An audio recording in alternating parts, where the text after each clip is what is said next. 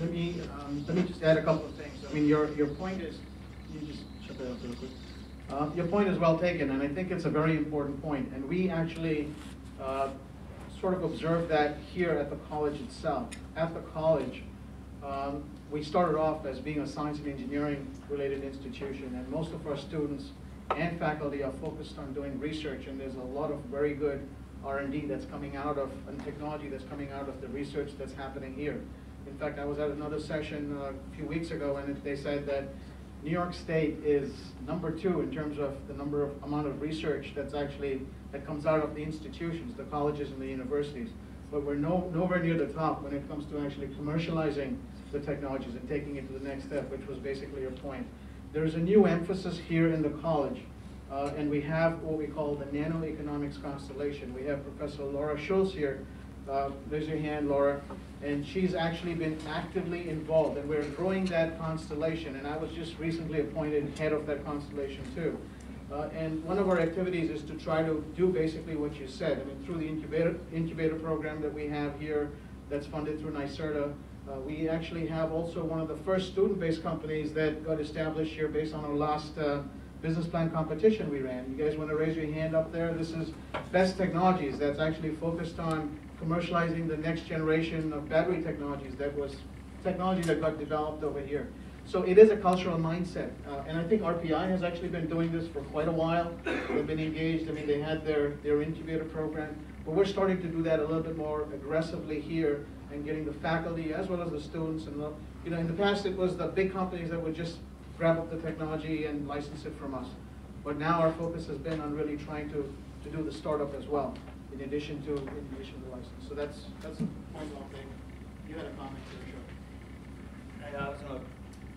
I was going to comment on your question about the presentation. I can give you a specific example I had when I worked for Lockheed, and one thing they told me is to go, you're going to make a presentation to a customer. I went there, and the guy looked at me and he fell asleep in the presentation. And that taught me an interesting lesson. I said, you know, you can't be boring. That's number one. And second thing is, it's called the school of hard knocks. Try it out the presentation on different people, and eventually you get it. There is no easy way out on this part. And it's just part of building your relationship business. You start talking to more people, you get better at it. If somebody had told me 25 years ago to go make a presentation, I would have been petrified. I would do anything not to have to do that. And today I don't think anything of it. In fact, I went to a conference and I said, I forgot my view graphs. I said, we know you can talk without view graphs. That's not an issue.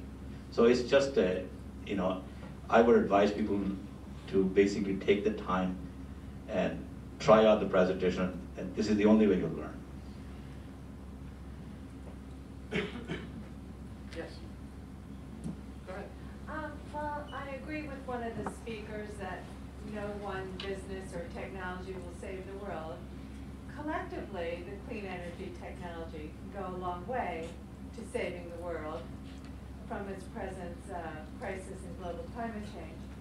So given that belief, that I believe is shared by many, do you see any role for NGOs or foundations or venture philanthropy in startups?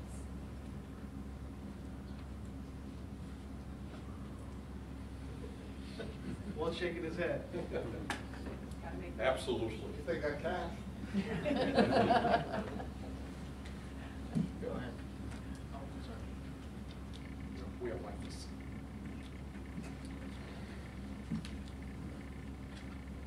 One of the things, a couple of us have been touting business incubation as something that can really foster not only startups, but their continued viability. And business incubation is a money-losing proposition. I mean, you can. Am I right? Business incubation is a labor of love.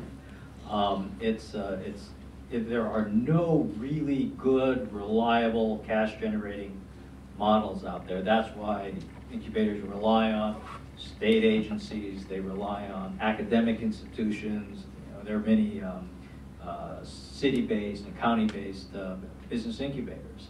And this goes, I think, for a wide variety of innovation services, this kind of entrepreneurial mentoring, many of these things that we talk about would be good for example, the Capital District to do. I think there's a lot of room for creativity from the not-for-profit NGO sector to take the lead on these things, raise awareness, raise money that can be used for some of these infrastructural programs. Look at what the Kauffman Foundation has done in the area of entrepreneurship and raising the global awareness of the power of entrepreneurship. I think there's a lot there, and focusing it on clean energy, certainly at this point in history, is really something beneficial.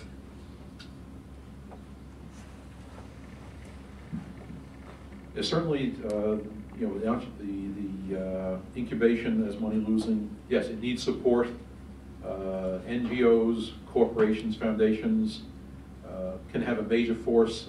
I'm in discussion, in fact, on behalf of the organization, with a new incubator in Chicago that was founded by the Hyatt family and others that came out of the private power industry, made a lot of money, decided this was a way to give back. But I'll also just make an observation. I haven't tracked the study recently, but about 15 years ago, a study was done of the oil wildcatting business, oil exploration. And the study concluded that from 1848, the Spindletop well, until the study was done, I think it was brought up to about 1990. So over that 150 years, wildcat drilling was a money-losing business. People have made fortunes, but overall it is a money-losing business. That's what incubation is as well. There'll be some big hits, and that's what keeps it in business.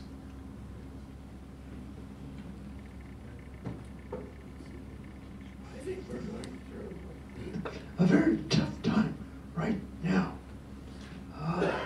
So I would not want to start a business that was going to be a big cash user. But if you're clever enough, there are businesses that you can get started that may not grow that fast for a while. But for example, that business I started in GE, I got $40,000 up front to make the first product. And if that had been outside of GE, I think I could have gotten angel money based on that first customer. And that could have gotten me $100,000 that maybe would have gotten me the next customer. So this is the time for really thinking how to do it by bootstraps. And it can't be a big, expensive project. I have one right now. If a real leader who had some experience with a startup, so he knew how to give a presentation, and then was ready to be a CEO, that might be one of these you can do by your bootstraps. Come and see me.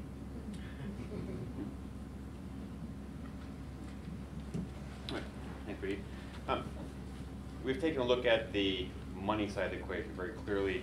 The cash burn rate getting invested in is all very, very critical to the continuing of the business. Can we take a look at that second half of the equation, the burn rate, and what insights you have about managing that? You're all manufacturing companies, I think. That means you have inventory, you've got supply chains, you've got, your order book fills up, means your cash declines. So what insights do you have for keeping that under control? I'll say this from the startup or the perspective of a startup manufacturing company. Your biggest expense for quite a long time is people. In one way, we've been able to be very cash efficient is we're a mission-driven organization at our core, and everyone who works at my company is motivated to do it not for their salary but for their mission. And that's allowed us in our startup stages, not only with equity compensation, but really like value compensation, to really control our salaries and keep really extremely low salaries in comparison to the talent we acquired. You can't do that forever, but when you're talking about controlling that burn rate during your crucial startup phase, if you can be a mission-driven organization or really communicate, we're all mission-driven in one way or another, that story to your employees, I think it's one way to go after the biggest single chunk of your expenses, which is, you know, your payroll.